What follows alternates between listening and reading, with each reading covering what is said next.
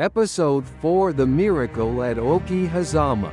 In May 1560, a massive army of 25,000 soldiers, led by Imagawa Yoshimoto, the powerful daimyo, who ruled over the three provinces of Suruga, Tōtōmi, and Mikawa, marched towards the border of Owari.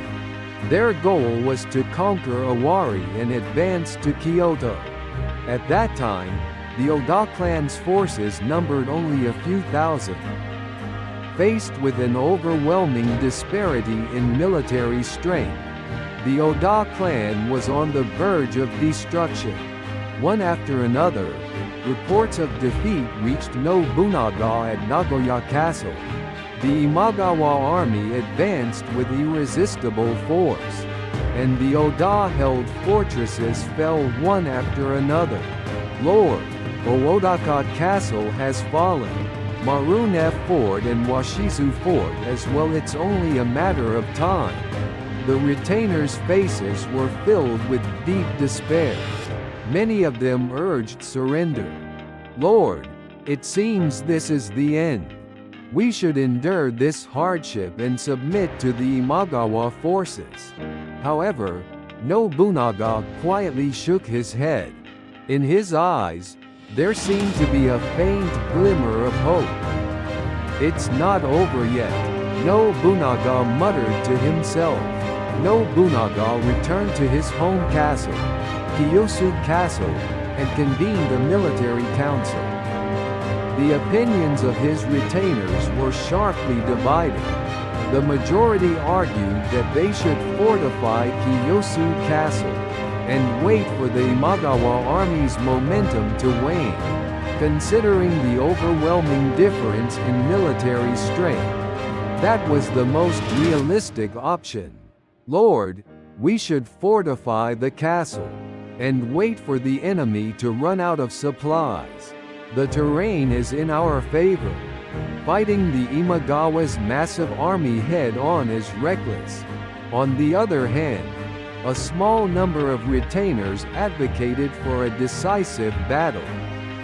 At the center of this group was the young Kinoshita Tokichiro, who would later become Toyotomi Hideyoshi. Lord, a siege is no strategy. The enemy is riding high on their momentum. We should strike a blow here. But Tokichiro, the enemy has an army of 25,000. We don't even have a tenth of that. It's not about the size of the army. Battles are about the luck of the moment and ingenuity. While listening to the fierce debate among his retainers, Nobunaga pondered deeply.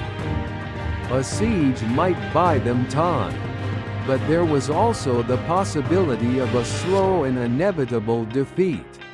However, fighting head-on offered no chance of victory.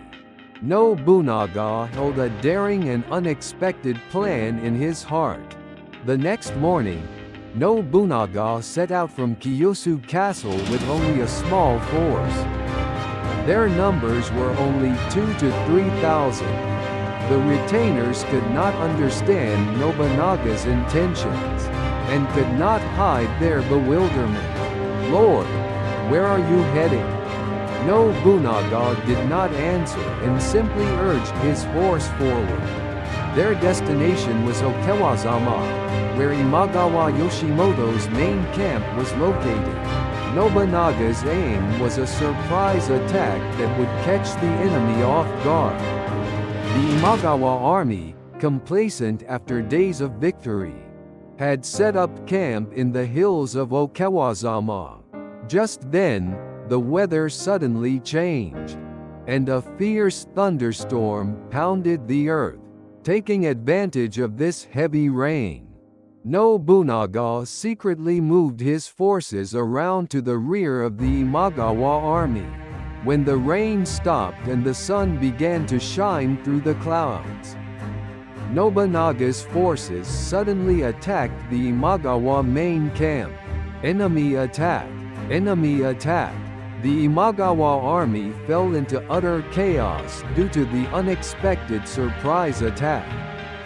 The supreme commander, Yoshimoto, was also confused and panicked, unable to grasp the situation. What is this? Who are they? Nobunaga himself took up a spear and charged through the enemy lines.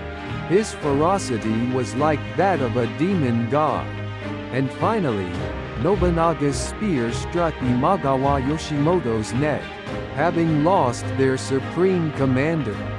The Imagawa army instantly collapsed and scattered. It was a miraculous and great victory for the Oda army. The great victory at Okehazama made the name of Oda Nobunaga known throughout the land in an instant. The fact that the Oda clan, which had been just a minor daimyo, had defeated the mighty Imagawa army, sent a shockwave through the warlords of the provinces. Nobunaga made a triumphant return to Kyoto Castle. The people of the castle town enthusiastically welcomed Nobunaga's return and celebrated the victory. Lord Nobunaga, Lord Nobunaga, welcome back. It's a miracle, truly a miracle. New retainers began to gather around Nobunaga. Kinoshita Tukichiru's contributions were significant, further deepening Nobunaga's trust in him. The Battle of Okehazama became a major stepping stone for Nobunaga towards the unification of the country. Taking advantage of this victory, Nobunaga further promoted the unification of Owari, and his ambition would lead him to the conquest of Mino and the advance to Kyoto. However, many more difficulties and formidable enemies awaited him. Stay tuned for the next episode.